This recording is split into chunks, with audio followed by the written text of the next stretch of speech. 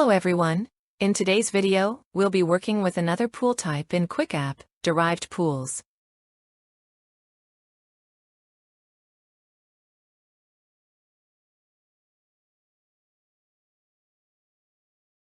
Previously, we added a store count to our sales budget application using Derived Pool.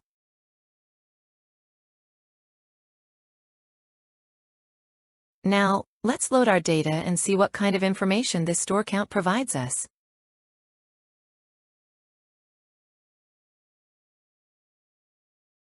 As you may recall, our application included data on last year's sales, and we had added a metric showing the number of stores involved, using Derived Pool.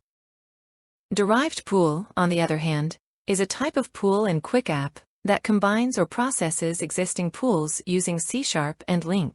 Derived pools offer significant advantages, especially when pulling data from different sources. For example, if one pool retrieves data from Oracle and another from SQL, we can use Derived Pool to join or process these datasets side by side. Additionally, if part of the data comes from a database and part from an API over a web server, Derived Pool enables us to merge this data. Derived pools are also beneficial when we need to perform calculations on the retrieved data and use these results in another application. In short, Derived pools can be used for various purposes.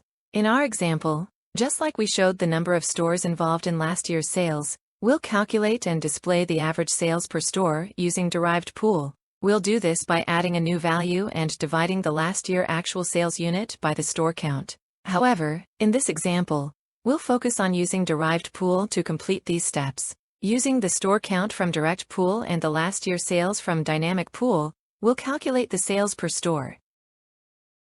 Let's close our application. Go to the QuickApp tab, select Edit Applications,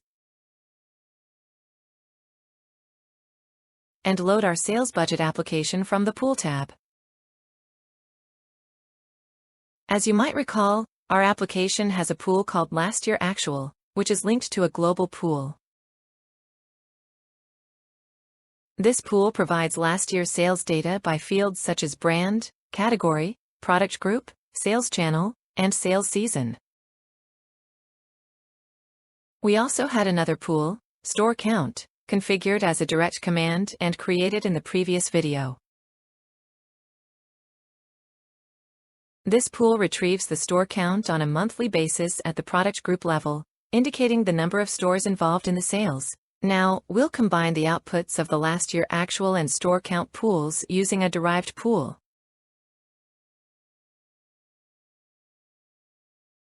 To do this, I'll start by creating a new pool named Last Year Actual per Store through New Pool Wizard.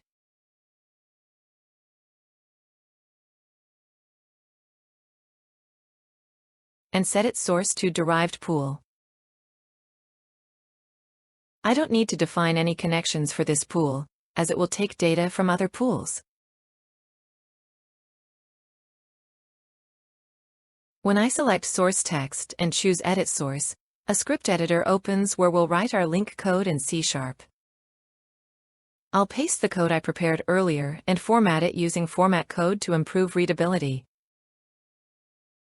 There are a few points to pay attention to in the code. Here, we write in a structure similar to SQL but slightly different, as we're working with LINQ in a Derived Pool. For example, we specify that we're taking records from pool number 5641, the last year actual pool,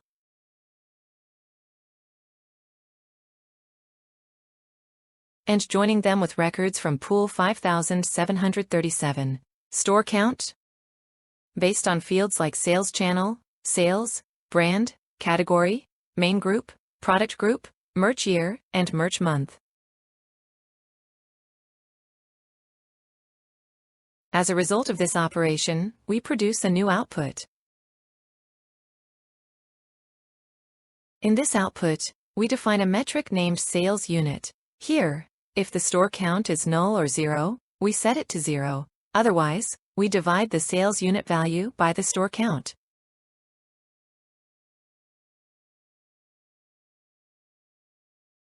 We can also specify the pool name in quotes instead of using the pool number.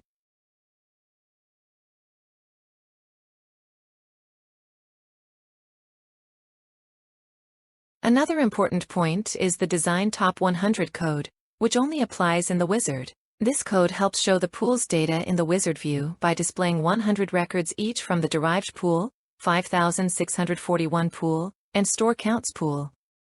After clicking OK, we create the pool code and load the pool data by selecting Load.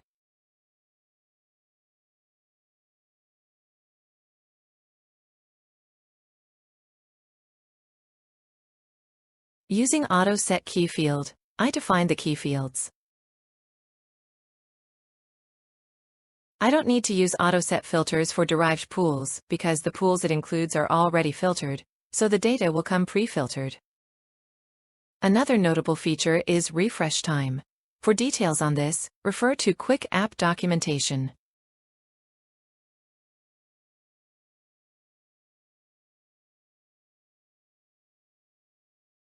Next, to create a new metric, I go to the Value section and select Load. I'll create a value named Last Year Actual Sales Unit per Store to display this metric. I set its name as Last Year Actual Sales Unit per Store and select Last Year Actual per Store as the pool. I assign Sales Unit as the DB field. Since there's no measure for this value in the perspective and measure settings,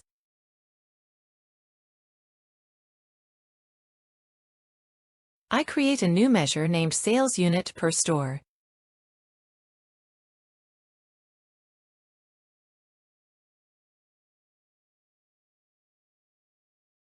For the value I created, I set the perspective to last year actual and the measure to Sales Unit per Store.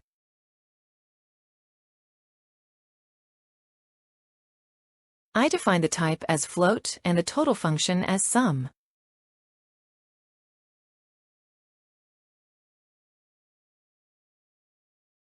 Now, we'll add this value to the layers.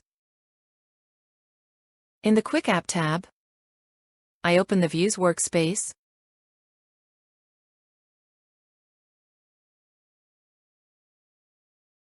load sales budget in the layer application, and add our new metric in the Store Counts layer. This way, when users open the Store Counts tab, they can view the store count and the sales unit per store value. Finally, let's set the sorting and visibility options in Measure Layouts.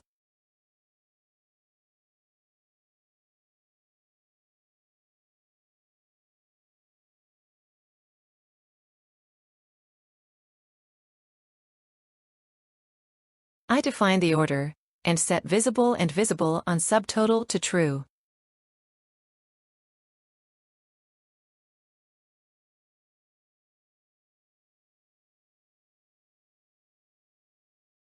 Now, let's open our application and load the data.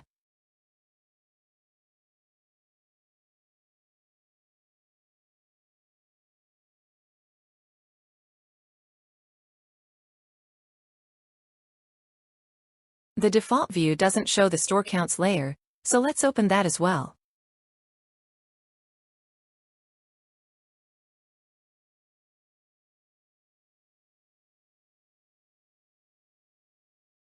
As you can see, we can now view the number of stores and the sales per store. So that's it, everyone.